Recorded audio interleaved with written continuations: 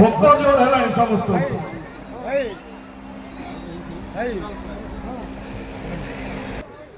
কথা ভাল লাগু কি ন লাগু তাই মারিবে কে জোরদার হো সময় বহুত হেলানি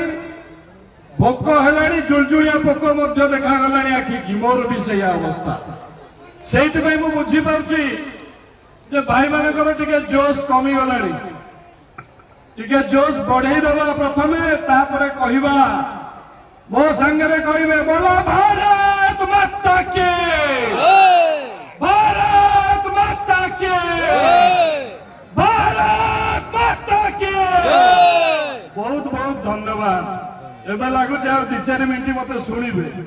আর 2-4 মিনিট দেরি হয়েছিল গাড়ি ফাড়ি দিয়ে যা লাগুছে হো সর্বপ্রথমে আম সমস্তଙ୍କର মার্গদর্শক এবং মোর भारतीय जनता पार्टी रे जे मोर गुरु जी मते मो हाथ धरिकी मते भारतीय जनता पार्टी रे शामिल करथिले आउ जहां को मु मोर पितृतुल्य भावे आउ केही न हम समस्त प्रिय श्री मनमोहन सामल भाई मंचरे उपस्थित आम अंचल